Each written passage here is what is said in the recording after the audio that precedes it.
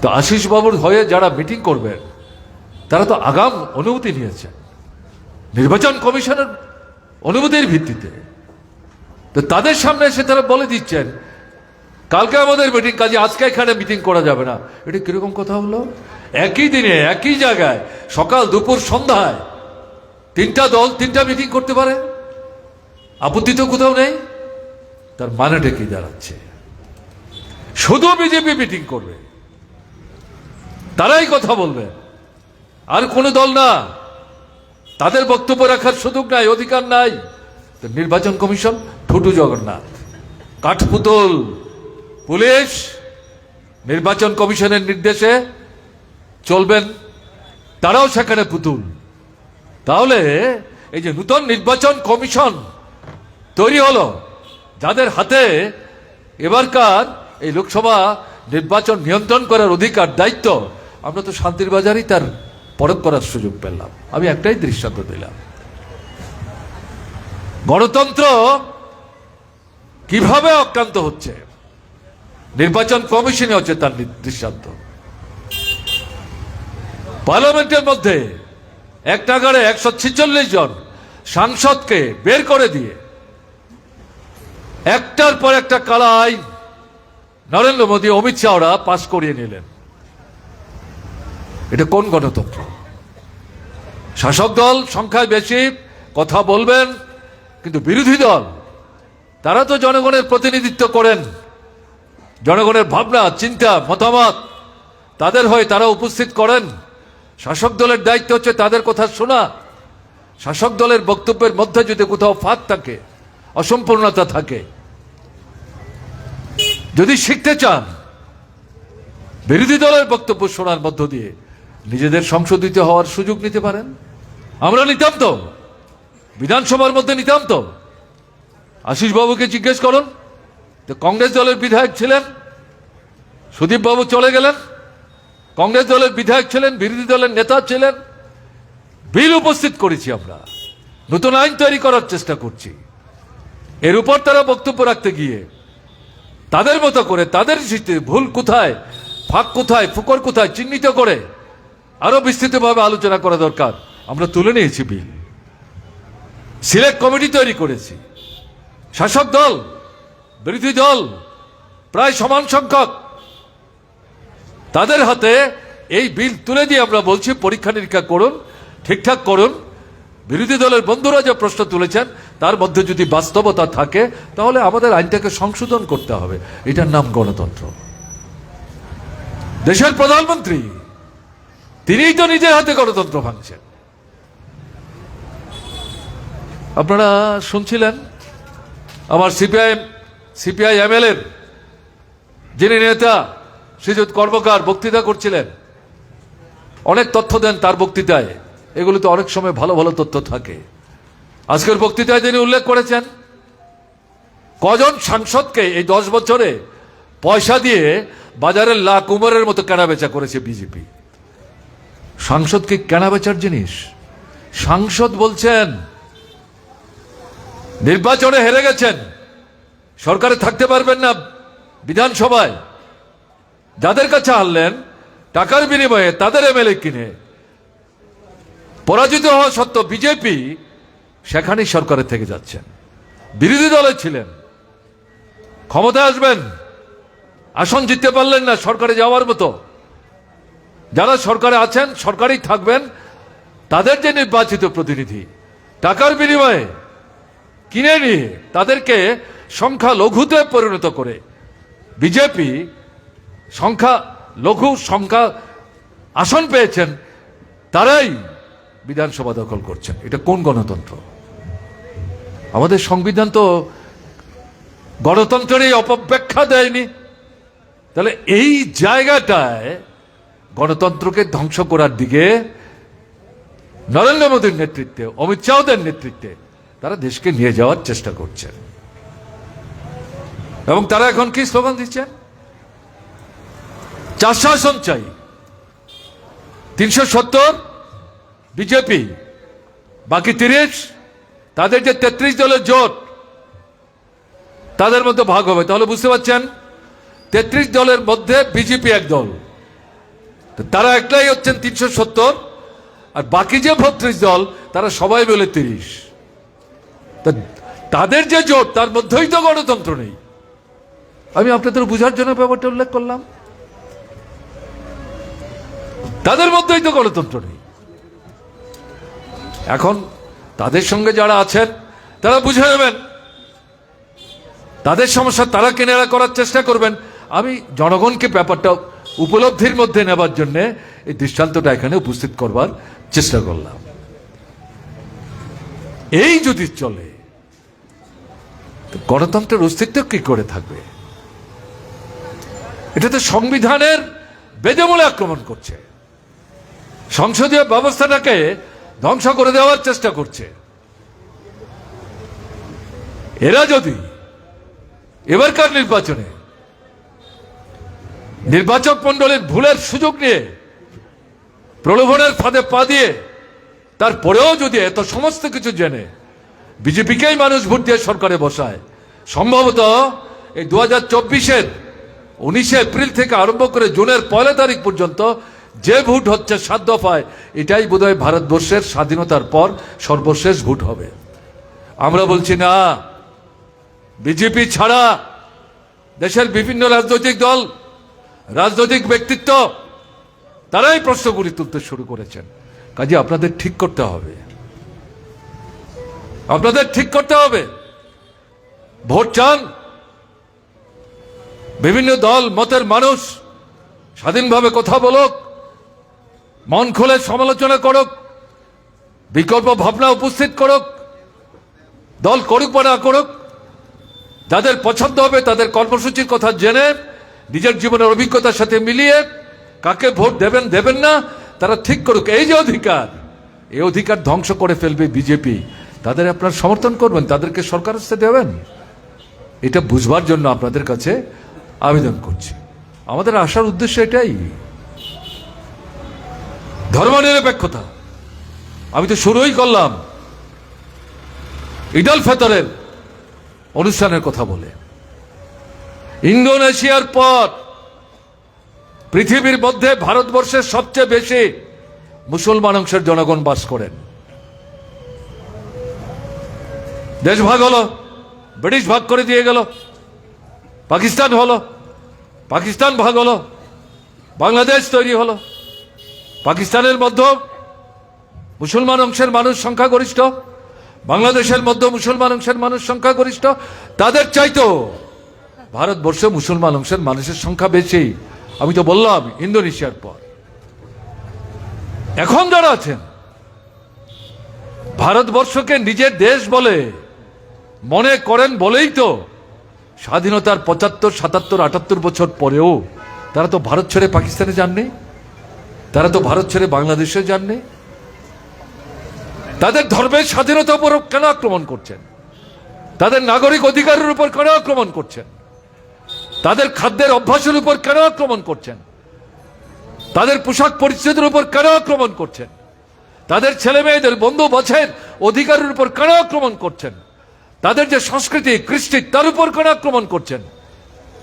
কেন তাদেরকে বলতে আপনারা বলছেন ভারতবর্ষে থাকতে গেলে পর এখানকার যে প্রধান ধর্ম সেই ধর্মকে মানতে হবে, না হলে দেশ ছাড়তে হবে।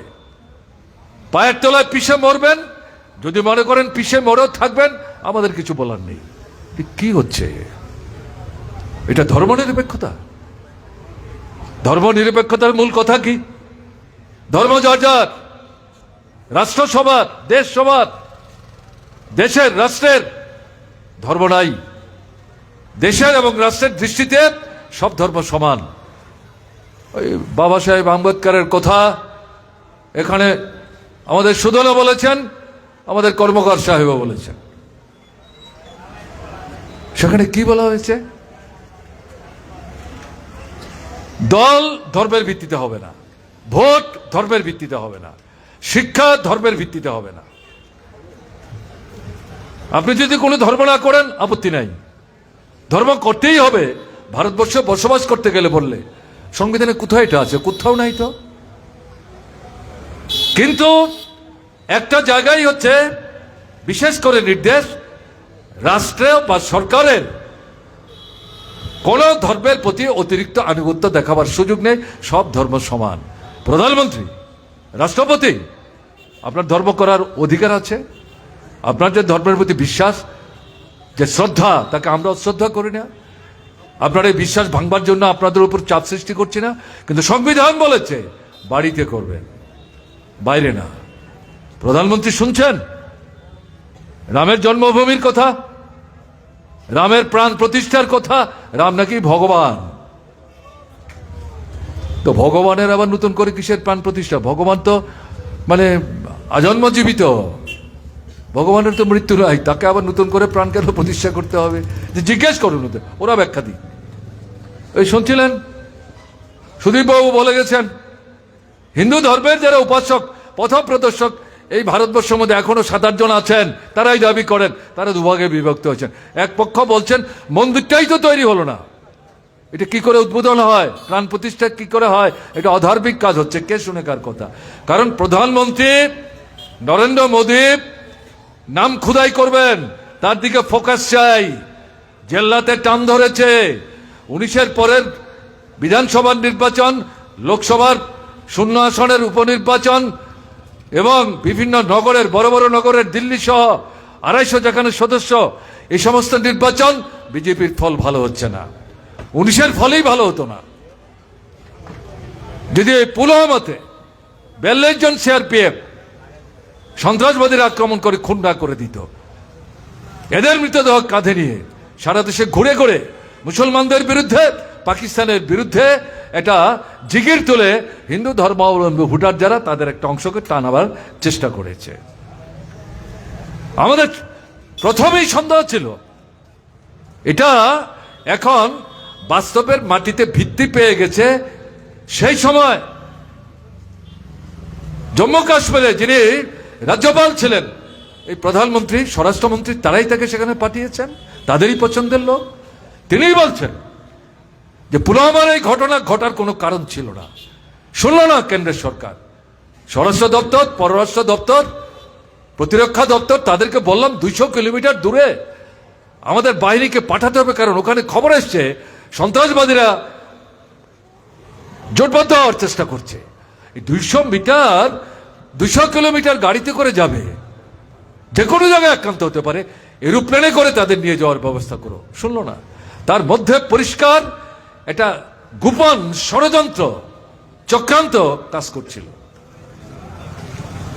এটা করে এই ভোটটা তারা বৈতরণী পার হলেন, কিন্তু তারপর ফল তো একটার পর একটা খারাপ হচ্ছে। এরকম একটা জায়গায় দাঁড়িয়ে ধর্মনিরপেক্ষতা, গণতন্ত্র তো ধ্বংস করছেন, তার বেদমূলে আক্রমণ। আমি রাম জন্মভূমির কথা বললাম, মসজিদটা ভাঙাটাই তো অন্যায়, 450 বছরের পুরনো। তার আগে ওখানে যদি কোনো মন্দির থেকেও থাকে তো 450-500 বছর আগের ঘটনা, এটাই তো অন্যায়। এটা কারা করেছে? আরএসএস, বিশ্ব হিন্দু পরিষদ, বজরং দল, বিজেপি। এবং তারপর প্রধানমন্ত্রী এই মন্দির উদ্বোধন করতে গেলেন, প্রধানমন্ত্রী যেটা করতে যেতে পারেন না, ধর্মনিরপেক্ষতার বিরুদ্ধে। আমাদের দেশের পার্লামেন্ট 543 আসন সরাসরি ভোটের মাধ্যমে তারা নির্বাচিত হন, আর 7 জন মনোনীত হন, সব মিলিয়ে 550 আসন আছে। 600-এর উপর বসতেও সুবিধা নেই, শীতে গরম, গরমে ঠান্ডা লাগে, 24 ঘন্টা মাইক চলে, কোনো অসুবিধা নেই। ভেতরে রান্না বান্না, খাওয়া দাওয়ার সব ব্যবস্থা আছে, লাইব্রেরি আছে, বইপত্র, পড়াশোনা, লেখাপড়া, কোনো সমস্যা নাই। কোন সাংসদ নরেন্দ্র মোদীর কাছে বলেনি এখানে বসে তো কাজ করতে পারছেন না, নতুন একটা ভবন বানিয়ে দিন, কেউ বলেনি। দেশের সমস্যা কি? কাজ নাই, রোজগার নাই, কেনবার ক্ষমতা নাই, জিনিসের দাম বাড়ছে, টাকার দাম কমছে, মানুষ হাত থেকে বেরোতে চাইছেন। রেশনে 4-5 অতিরিক্ত জিনিস সস্তায় ভর্তুকি দিয়ে দিলে পর বাজারের জিনিস দাম নিয়ন্ত্রণে আনা যায়। এগুলির জন্য কয়েক হাজার কোটি টাকা বাজেটে বরাদ্দ করুন, মানুষকে বাঁচতে সাহায্য করুন। কোথায়? ওনার নাম খোদাই করতে হবে, কাজে নতুন সংসদ ভবন তৈরি হবে। যে টাকা হিসেব করে শুরু করেছিলেন তার 4 গুণ 5 গুণ টাকা খরচ করেছেন এবং আরো খরচ হবে। এখনো ভবন চূড়ান্ত হয়নি, এটাই উদ্বোধন হবে। এবং উদ্বোধনটা কি? এক রাজার জায়গায় যেন আরেক রাজা বসতে যাচ্ছেন। রাজারও বর্তমানে যুবরাজ, তিনি রাজা হবেন, তাদের পরিবারের যিনি ঠাকুরমশাই ব্রাহ্মণ পৈতাধারী, তিনি এসে তার হাতে রাজদণ্ড তুলে দেবেন। সংসদীয় গণতন্ত্রে এই ব্যবস্থা আছে নাকি? জওহরলাল নেহরু থেকে শুরু করে আমি বাজপেয়ী পর্যন্ত বলছি, এমনকি নরেন্দ্র মোদী পর্যন্তও বলছি, এরকম কোন পদ্ধতি ছিল না। তিনি নতুন এই সংসদ ভবন উদ্বোধন করতে গিয়ে হিন্দু ধর্ম অবলম্বন করে পুরোহিতদেরকে দক্ষিণ ভারত থেকে হাওয়াই জাহাজে করে উঠিয়ে এনে সেখানে এরকম ধর্মীয় প্রতীক তুলে দিয়েছেন।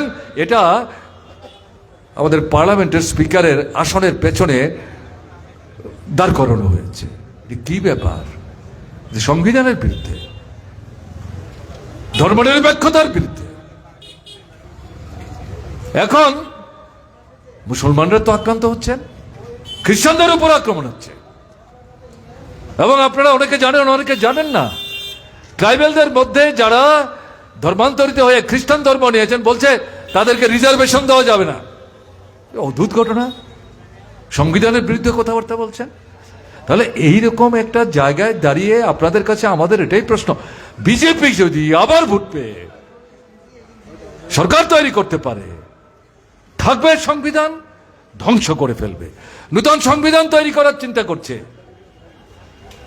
মনুসংহিতার আদলে। মনুসংহিতার মূল বক্তব্য কি?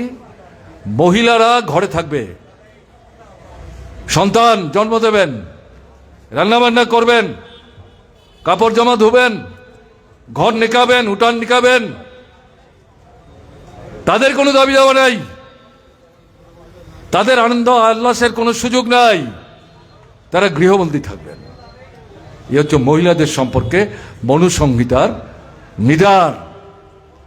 আর যারা তপশিলি, উপজাতি, দলিত, তাদের সম্পর্কে বক্তব্য কি মনুসংহিতার? যে তোমাদের জন্মই হয়েছে সেবা করবার জন্যে। উচ্চবিত্ত যারা ব্রাহ্মণ, ক্ষত্রিয় ইত্যাদি, আমরা কিন্তু ব্রাহ্মণদের বিরুদ্ধে না, আমি মনুসংহিতার কথা বলছি। তাদেরকে সেবা করার জন্য দরকার হলে পদলেহন করবে, তোমাদের কোনো অধিকার নাই। এটা করে যতদিন বেঁচে পড়তে থাকবে। এই হচ্ছে মনুসংহিতার মর্মবস্তু। এরা আমাদের স্বাধীনতা সংগ্রামের যে ফসল, আমাদের সংবিধান, এই সংবিধান প্রথম থেকেই মানেনি, জাতীয় পতাকা মানেনি, আমাদের জাতীয় সঙ্গীত রবীন্দ্রনাথ ঠাকুর যেটা রচনা করে গেছেন সংহতির প্রতীক, এটা মানেনি। এরা এই সংবিধান ধ্বংস করে মনুসংহিতার আদলে নতুন করে সংবিধান তৈরির প্রস্তুতি শুরু করেছে। যদি এই 24-এর নির্বাচনে আমরা যারা নির্বাচক মণ্ডলী, আমরা যদি ভুল করি, এই ভুলের সুযোগ নিয়ে এই সংবিধান ধ্বংস করে যে সংবিধান তৈরি করার চেষ্টা করছে, ভারতবর্ষ বলে তো কিছু থাকবে না, এটা বুঝবার চেষ্টা করো। বিজেপি দলের ভেতরও বিবেচক যারা আছেন, যুক্তিবাদী যারা চিন্তা ভাবনা করেন, খোঁজ খবর রাখেন, তাদের কাছে অনুরোধ করব, বিজেপি দলের সবাই নির্বোধ, চোখ কান বন্ধ করে মোদী যা বলছেন তার পিছনে ছুটছেন, ঘটনা এরকম মনে করি না এখনো। তাদের কাছেও আবেদন করব, ভাববেন, চিন্তা করবেন। চান এই দেশটা এরকম ভাবে রসাতলে চলে যাক, সর্বনাশ হয়ে যাক?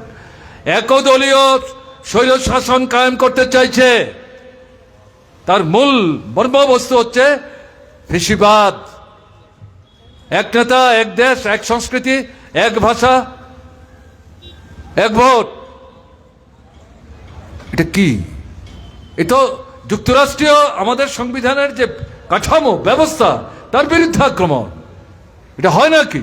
67 সালের আগ পর্যন্ত হতো, তারপর থেকে রাজ্যের যে সরকার পরিবর্তন হচ্ছে 5 বছর পূর্ণ হওয়ার আগে, লোকসভা 5 বছর পূর্ণ হওয়ার আগে ভেঙে গেছে, নতুন করে ভোট হয়েছে। তা যদি না হতো, আমরা এবার যে নির্বাচনটা যাচ্ছি 18তম লোকসভার নির্বাচন বলছি, 18তম তো হওয়ার কথা না। 52 সালে প্রথম লোকসভার নির্বাচন হয়, 5 বছর পরপর হলে এটা তো 18তম হওয়ার কথা না, 15 কি 16 হওয়ার কথা। কেন হচ্ছে? 5 বছর আগেই পার্লামেন্ট ভেঙে যাচ্ছে, 5 বছর পূর্ণ হওয়ার আগেই আবার নতুন করে ভোট হয়েছে। এখন নরেন্দ্র মোদীর মাথায় ঢুকেছে, আরএসএস এর নেতৃত্বের মাথায় ঢুকেছে একদলীয় স্বৈরশাসন কায়েম করতে হবে।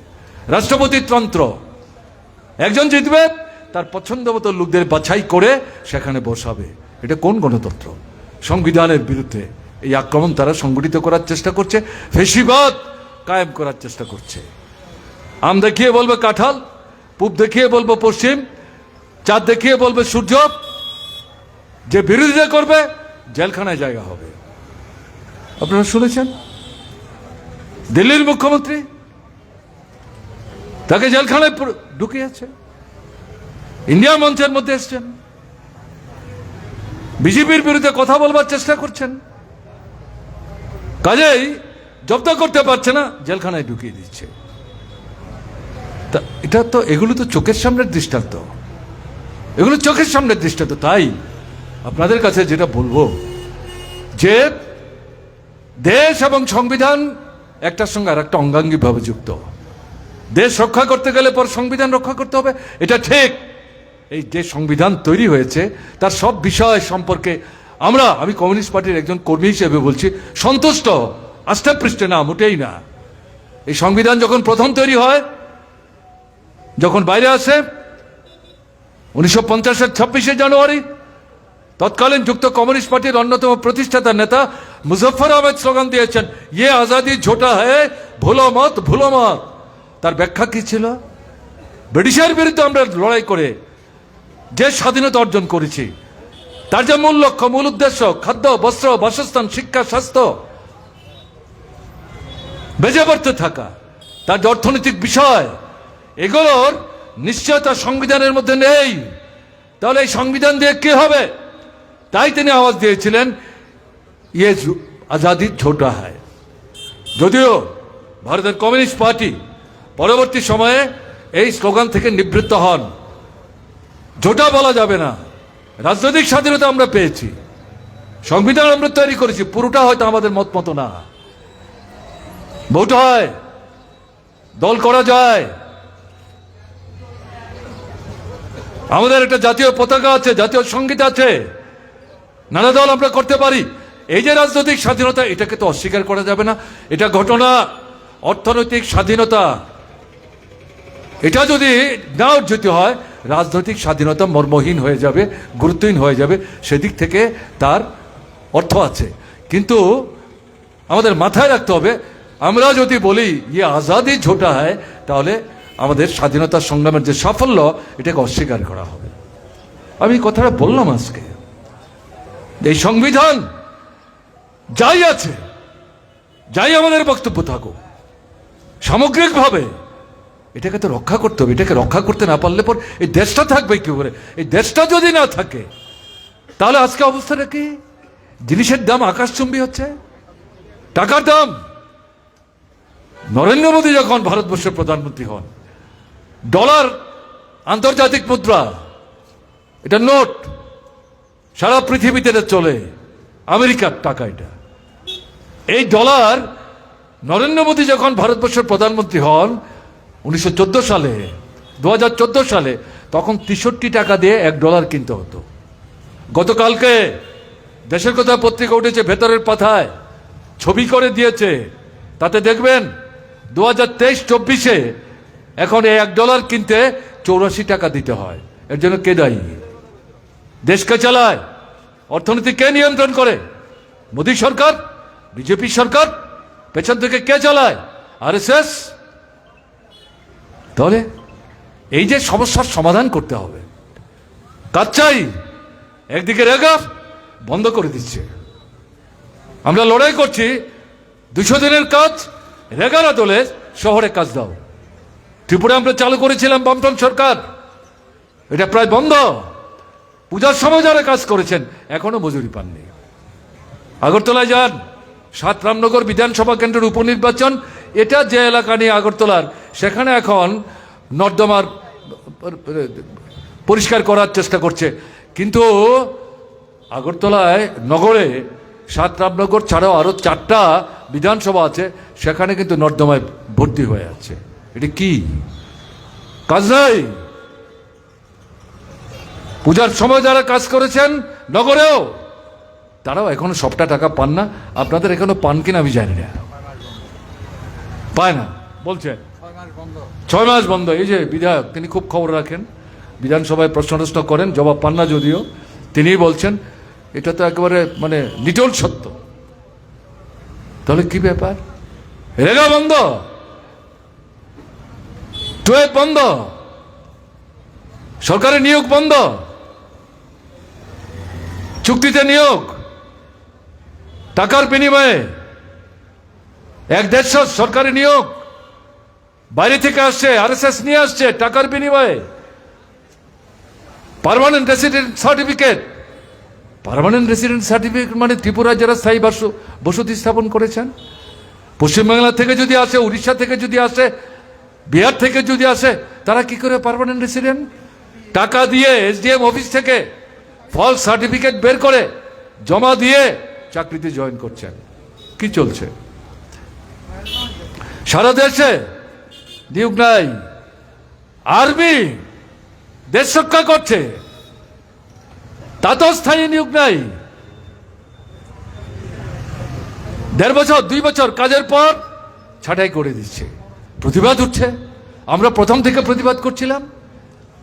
তাহলে কৃষক মাথার ঘাম পায়ে ফেলছেন, রক্ত জল করছেন, ফসল ফলাচ্ছেন, উৎপাদন খরচ, ফসল বিক্রি করে পাচ্ছেন না।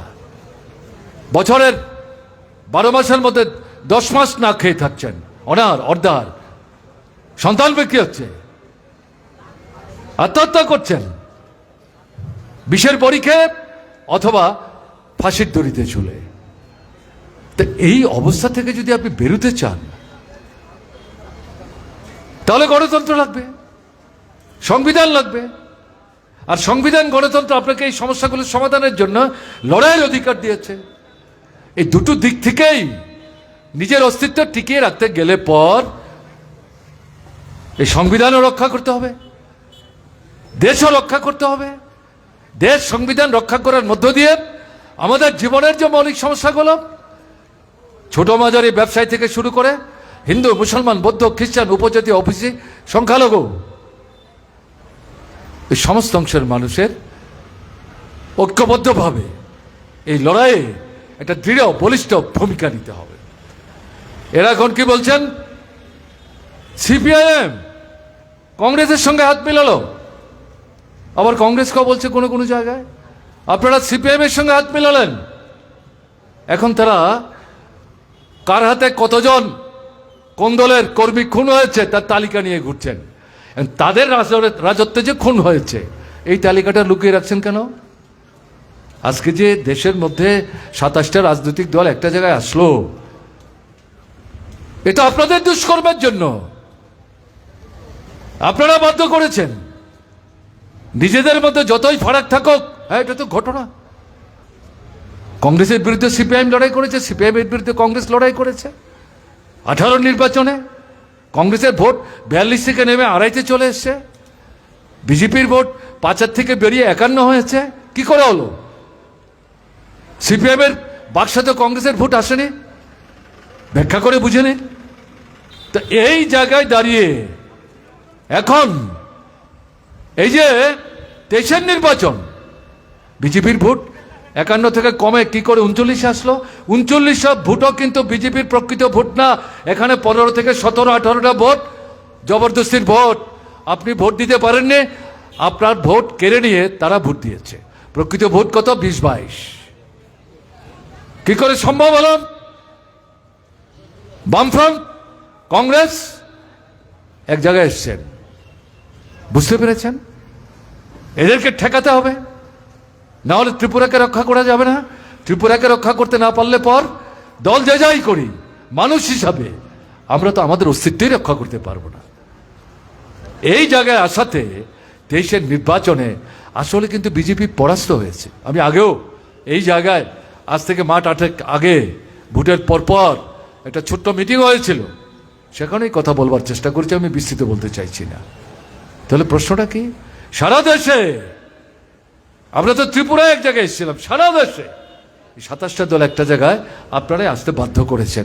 আপনাদের যে জনবিরোধী ভূমিকা, স্বৈরাচারী ভূমিকা, পেশিশীল দৃষ্টিভঙ্গি, এর থেকে দেশকে রক্ষার জন্যে এই যে গণতান্ত্রিক ধর্মনিরপেক্ষ জনমুখী ভাবনা নিয়ে যারা চিন্তা করেন, লড়াই করেন, সংগ্রাম করেন, তারা একটা জায়গায় এসছে। আমাদের রাজ্যে একটা আসনে কংগ্রেস দল প্রতিদ্বন্দ্বিতা করছে, পশ্চিম আসন, সাধারণ আসন, পূর্ব আসন ভারতের কমিউনিস্ট পার্টি মার্ক্সবাদী প্রতিদ্বন্দ্বিতা করছে, যেটা সংরক্ষিত আসন উপজাতিদের জন্য। ত্রিপুরায় এর আগে কোন লোকসভা নির্বাচনে 52 সালের পর থেকে যুক্ত কমিউনিস্ট পার্টি, পরবর্তী সময় সিপিআইএম, কোনোদিন দুটো আসনের মধ্যে একটা আসনের নির্বাচনে প্রতিদ্বন্দ্বিতা করেছে দেখেছেন আপনারা? না। কংগ্রেসও কিন্তু করেনি, তারাও দুটি আসনে প্রতিদ্বন্দ্বিতা করেছেন। তাহলে পরিস্থিতির প্রেক্ষাপটে দাঁড়িয়ে এটা সময়ের চাহিদা, সময়ের দাবি, বিজেপিকে হারাতে হবে। এ শুধু ত্রিপুরা না, সারা দেশ থেকে ক্ষমতা থেকে উৎখাত করতে হবে, বিকল্প সরকার তৈরি করতে হবে। কাজেই এই জায়গায় বিজেপি বিরোধী ভোট বেশিরভাগটা একটা জায়গায় আনার জন্য আমরা ভাগ করে নিয়েছি দুটো আসন, জয় নিশ্চিত করতে হবে। বিজেপি বিরোধী অধিকাংশ ভোট একটা বাক্সে নিয়ে আমাদের সমবেত করতে হবে। এবং ত্রিপুরাতে এই ভোটের সারা দেশের পাশাপাশি অতিরিক্ত তাৎপর্য আছে। কেন? সারা দেশের বুকে বিজেপি আরেকবার যদি জিততে পারে কোনো কারণে, যেই চেহারাটা তৈরি করবে, তার প্রাথমিক চেহারাটা ত্রিপুরার আমরা 40-42 লক্ষ মানুষ গত 6 বছরে বিজেপি শাসনে আমরা উপলব্ধি করছি। দুর্বিষহ আপনারা চেয়েছিলেন দেশের নির্বাচনী পরাস্ত করার জন্য, ক্ষমতার থেকে উৎখাত করার জন্য। বিশ্বাসঘাতকতা যারা করলো, বর্ণচোরা বিজেপি বিরোধী আলখাল্লা মুখে লাগিয়ে গোপনে হাত ধরাধরি করে, উপজাতি ভোটের মধ্যে বিভাজন তৈরি করে, বামফ্রন্ট সিপিআইএম এর দিকে যাতে উপজাতি ভোট আসতে না পারে, তারা যাতে সরকার তৈরি করতে না পারে, বিজেপিকে যাতে সরকার থেকে হটাতে না পারে, এই ধান্দা করে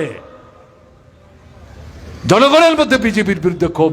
কাজে এই স্লোগানটাকে ব্যবহার করে মানুষকে বিভ্রান্ত করে তারা 19 ভাগ ভোট তাদের দিকে নিয়ে যায়, তাদের দিকে নিয়ে যায়। এবং এখন 6 বছর হয়ে গেল, এরা সবাই এক জায়গায়। ত্রিপুরা প্রধান নিজের চেহারা পরিষ্কার করে ফেলেছে, এদের সম্পর্কে এখন বেশি কথা বলার অতিরিক্ত গুরুত্ব দেওয়া হবে কোনো প্রয়োজন নাই, ধরা পড়ে গেছে। কাজে এই পরিস্থিতিতে ত্রিপুরার বুকে যা চলছে, আপনারা তখনই চেয়েছিলেন এরা বিশ্বাসঘাতকতা না করলে এই সরকার পড়ে যায়। সরকার আছে, অত্যাচার বাড়ছে, অর্থনৈতিক সংকট বাড়ছে, বিস্তৃত আলোচনা হয়েছে, আমি যাচ্ছি না। ত্রিপুরার মানুষ এর থেকে উদ্ধার চান, বেরোতে চান, পরিত্রাণ চান। তাহলে পরিত্রাণ পেতে গেলে পর দিল্লিতে যে সরকারটা আছে বিজেপির ডাবল ইঞ্জিনের সরকার, স্টিয়ারিং প্রধানমন্ত্রীর হাতে, সেই সরকারের নামে দিল্লির খুঁটিতে ত্রিপুরা সরকারের দড়ি বাঁধা। এই খুঁটির জোরে চারিদিকে ঘুরছে। এই খুঁটি যদি আপনি উপরে ফেলতে পারেন, তার মানে হচ্ছে দিল্লি সরকারকে যদি ক্ষমতা থেকে উৎখাত করতে পারেন, তাহলে এখানে যে খুঁটিতে দড়ি বাঁধা অবস্থায় যারা চারিদিকে ছোটাছুটি করছেন, যা খুশি তা করছেন, খুঁটি উপরে গেলে পর এরা কে কোন দিকে ছুটবে তারা নিজেরাও কিন্তু জানে না। এটাই এই ত্রিপুরার পরিস্থিতি পরিবর্তন করার ক্ষেত্রে একটা সুযোগ তৈরি করবে। যারা খাল কেটে এনেছিলেন কুমির, তারা দেরিতে হলেও উপলব্ধি করতে পেরেছেন, তারাও এর থেকে রেহাই চান। তাই আপনাদের কাছে বলবো, সারা দেশের জন্য এবং ত্রিপুরার বর্তমান যে পরিস্থিতি, এর থেকে উত্তরণের জন্য দুটো আসনে, পশ্চিম আসনে হাত চিহ্নেন আশিস কুমার সাহা এবং পূর্ব আসনে আমাদের ভারতের কমিউনিস্ট পার্টি মার্ক্সবাদী রাজেন্দ্র রিয়াং কাস্তাত্তরী তারকা চিহ্নে তাকে ভোট দিতে হবে। আশিস বাবুকে আপনারা চেনেন, রাজেন্দ্র রিয়াং শহীদের ছেলে, টিএনবি সন্ত্রাসবাদীদের হাতে নিজের বাড়ির চত্বরে খুন হয়ে গেছেন। রাজেন্দ্রর ভাই গাড়ির চালক ছিল, জিপ গাড়ির ড্রাইভার। বাবাকে খুন করার পরেও রাজেন্দ্রের নেতৃত্বে গোটা পরিবার লাল ঝান্ডা কাঁধে নিয়ে লড়াই করছে সাহসে বলিয়ান হয়ে। তাকে আবার শিক্ষা দেওয়ার জন্য ওই যে জিপ গাড়ির ড্রাইভার ভাই, তাকেও খুন করেছে রাস্তায় সন্ত্রাসবাদীরা। রাজেন্দ্রকে দমাতে পারেনি। এডিসিতে নির্বাচিত হয়েছে, এক্সিকিউটিভ কমিটির মেম্বার হয়েছে, সেখান থেকে তুলে এনে আমরা বিধানসভায় দাঁড় করিয়েছি। তাকে পরাস্ত করবার জন্য সন্ত্রাসবাদীদের সহযোগিতা নিয়ে আমাদের প্রতিপক্ষ নানান চেষ্টা করেছেন। এক ভোটের ব্যবধানও একবারের বিধানসভার নির্বাচনে রাজেন্দ্র জয়যুক্ত হয়েছিলেন, এক ভোটের ব্যবধানে। কয়েকবার এই বিধানসভা থেকে জয়ী হয়েছেন। দেশের নির্বাচনে রাজেন্দ্র দাঁড়ায়নি। এবারকার নির্বাচনে আমরা ঠিক করেছি তাকে আমরা দাঁড় করাবো। কংগ্রেসের বন্ধুরা, অন্যান্য যে দলগুলো ইন্ডিয়া মঞ্চের মধ্যে সমবেত হয়েছেন, তারাও সমর্থন করেছেন। আপনাদের এখানে ঋষমুখ বিধানসভা, এই এলাকার ভোটাররা ভোট দেবেন পূর্ব আসনের জন্য। কালকে রাজেন্দ্রকে নিয়ে একটা মিছিল করে বাজারে দাঁড়িয়ে মাইক বেঁধে 10-15 মিনিট কথা বলবেন, বাজার বন্ধ রেখে দিল বিজেপি। ভয়, আতঙ্ক, এদের বক্তৃতা করতে যদি দেই, আপনাদের সামনে আমি যে কথা বলছি এগুলি তো তারা বলতেন। এগুলি এমনকি বিজেপির সমর্থক যারা, তারাও যদি শুনে, তারা নতুন করে ভাবতে শুরু করবে। কাজে জবরদস্তি করে সেই বিজেপির অন্ধ সমর্থক যারা, তাদের ভোট তাদের প্রার্থীর পক্ষে তারা জমা করতে পারবেন না। তাই বন্ধ রেখে দাও, দরজা বন্ধ করো, বাজার ছাড়ো, হাট ছাড়ো, দরকার হলে গ্রাম ছাড়ো। সিপিআইএম এর কথা শোনা যাবে না। মিছিল হয়েছে, খালিবাজারে মিটিং করেছে, কথাও বলেছেন। এটাই কমিউনিস্ট, এটাই হচ্ছে দৃঢ়তা, এটাই হচ্ছে বলিষ্ঠতা। যাদের শুনবার, দরজা জানালা বন্ধ করে তারা ঘর থেকে যদি শুনতেই চান, তারা শুনেছেন। তো যাই হোক, আমি আমার কথা শেষ করার আগে আপনাদের কাছে যে আবেদন করব, বিধানসভার নির্বাচনে বিলোনিয়ার মানুষ আপনারা আপনাদের যে চেতনা, দৃঢ়তা, বলিষ্ঠতা প্রমাণ করেছেন। দুটো আসনে ভোটের গণনা কেন্দ্রে আমাদের এই প্রার্থীর উপর আক্রমণ হয়েছে। ধারণা কি ছিল? পিটিএলআই সে গণার কেন্দ্র ছেড়ে দিয়ে বেরিয়ে যাবে, এই ফাঁকে রিটার্নিং অফিসারকে বাধ্য করব তাদের প্রার্থীর পক্ষে সার্টিফিকেট দিয়ে দেওয়ার জন্য। শেষ অব্দি লড়াই করেছেন। এটাই তো কমিউনিস্ট পার্টি। যে আসনে সুদন দাস পরাস্ত হয়েছেন, এতে শুধু বিলুনিয়ার 1 নম্বর আসন না, আমাদের ত্রিপুরার যে 7টা বিধানসভা আছে, তার মধ্যে ভারতের কমিউনিস্ট পার্টির, মার্ক্সবাদীর যে কয়েকটা প্রথম সারির বিধানসভা কেন্দ্র, তার মধ্যে অন্যতম ছিল এই সুদনের বিধানসভা কেন্দ্র। ভোট হলে, আমি সুদন বলে বলছি না, মার্ক্সবাদী কমিউনিস্ট পার্টির প্রার্থী এই কেন্দ্রে পরাস্ত হতে পারেন? আপনারা বিশ্বাস করেন? এই কেন্দ্রের যারা ভোটার, যাদের ভোট দিতে দিল না, এমনকি যারা ভোট দিয়েছে, তারাও বিশ্বাস করে না সিপিআইএম এর প্রার্থী হারতে পারে। তো এবার সুযোগ আসলো। এই দুটো কেন্দ্রে যাদেরকে জয়যুক্ত করেছেন, এখানেও সবাই ভোট দিতে পারেননি। যারা দিতে পারেননি তারা ভোট দেবেন। আর ওখানে জবরদস্তি করে আমাদের জয় যারা ছিনিয়ে নিয়েছেন, তারা নতুন উদ্যমে ভোট দেবেন। তাদের কাছে আবেদন করব, আশিস সাহা হাত ছিনিয়ে কি করে ভোট দেবে, এই সমস্ত অবান্তর প্রশ্ন এখন তোলার কোনো সুযোগ নেই। লড়াইটা চিহ্নেন না, লড়াইটা এই মুহূর্তে দেশ রক্ষার, লড়াইটা এই মুহূর্তে সংবিধান রক্ষার, লড়াইটা এই মুহূর্তে গণতন্ত্র রক্ষার, লড়াইটা এই মুহূর্তে খেয়ে পড়ে বেঁচে থাকার জন্য অস্তিত্ব রক্ষার। কাজে এই জায়গায় আমরা একসাথে এসছি। তো বিরোধ বিসম্বাদ আমাদের মধ্যে শেষ হয়ে গেছে, মনে করার কোনো কারণ নেই। লড়াইটা আগে শেষ করি আমরা, এটা পরে ভাবা যাবে। কাজেই দলবদ্ধভাবে ভোট দিতে যাবেন। বাধা দিলে যেখানে বাধা, বসে পড়ুন। ইলেকশন কমিশন নাকি ডাকতেই পাওয়া যাবে, সেদিন ডাকবেন, যতক্ষণ আসবে উঠবেন না। পুলিশ ইলেকশন কমিশনের দাস, তাদের নির্দেশে কাজ করবে। আসলে পরে বলবেন, আমরা ভোট দিতে না পারা পর্যন্ত অন্য কাউকে ভোট দিতে আমরা দেব না। সবাই ভোট দেবে, আমরাও ভোট দেব, সবাই মিলে আমরা ভোট দেব, সবাই একসাথে ভোট দেব, বাড়িতে যাব। এই ব্যবস্থা নিশ্চিত করুন, না হলে রাস্তায় বসেছি, রাস্তা ছাড়ব না। এই দৃঢ়তা না নিলে পর 23-এর বিধানসভা নির্বাচনও যারা অধিকার হারিয়েছিলেন, এই অধিকার প্রতিষ্ঠা করবার জন্য এই যে সুযোগটা সামনে আসলো, এই সুযোগটাকে কিন্তু কাজে লাগাতে পারবেন না। তাই আপনাদের কাছে অনুরোধ করছি, ভয় ভীতি উপেক্ষা করে আর কিসের কাছে ভয় দেখাবেন? দেয়ালে পিঠ লেগে গেছে, অর্ধারহরা দিন কাটাচ্ছেন। চোখে চোখ রাখুন।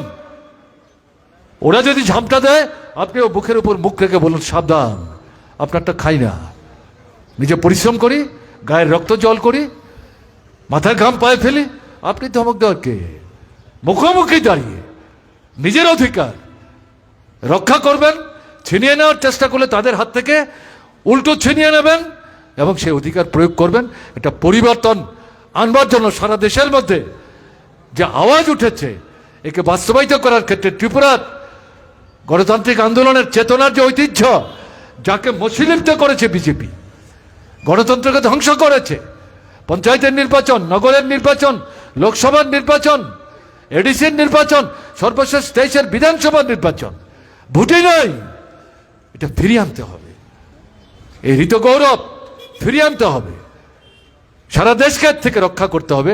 সেই জায়গায় আপনারা গুরুত্বপূর্ণ ভূমিকা নেবেন, এই বিশ্বাস নিয়ে আপনাদেরকে অভিনন্দন জানিয়ে আমার আগের 4-5জন বক্তার কথা শুনেছেন, আমার কথা আপনারা শুনলেন। আমি আরও সংক্ষেপে বলবো ভেবেছিলাম, কিন্তু এই কথাগুলো না বললে পর এখানে এসে দাঁড়িয়ে মাইকের সামনে আর কি বলবো, তার জন্য একটু সময় লাগলো, মার্জনা করবেন। আমি আশা করব যে এই সমস্ত বিষয়গুলি শোনার ভিত্তিতে আপনারা আপনাদের দায়িত্ব নির্ধারণ করে এলাকায় যাদের মধ্যে এখনো ভীতি আছে, কথা বলুন।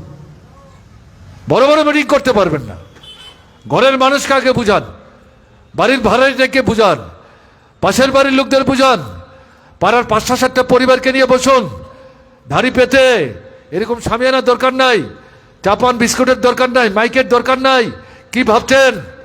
দেশে চেয়েছিলেন, হলো না, দেশের সর্বনাশ করার চেষ্টা করছে। দেশটা বাঁচলে ত্রিপুরা বাঁচবে না, ত্রিপুরাকে বাঁচাতে গেলে পরে দেশকেও বাঁচাতে হবে।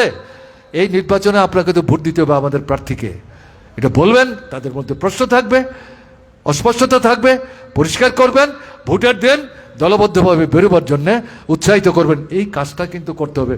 শুধু গাটের পয়সা খরচ করে গাড়ি ভাড়া দিয়ে আসলাম, বক্তৃতা শুনে চলে গেলাম, আর ভোটের দিন দরজার ফাঁক থেকে খবর রাখবো ভোট দিতে পারছে কি না পারছে না, এটা হলে তো হবে না। ভূমিকা নিতে হবে। আপনারা সবাই মিলে যদি ভূমিকা নিতে আরম্ভ করেন, পরিস্থিতির মধ্যে পরিবর্তন আনা সম্ভব। কাজেই এই দায়িত্ব পালনে আপনারা এগিয়ে আসবেন, এই বিশ্বাস ব্যক্ত করে আপনাদেরকে অভিনন্দন জানিয়ে আমি আমার কথা বলা শেষ করছি। আপনাদেরকে আমি আবার নমস্কার জানাচ্ছি।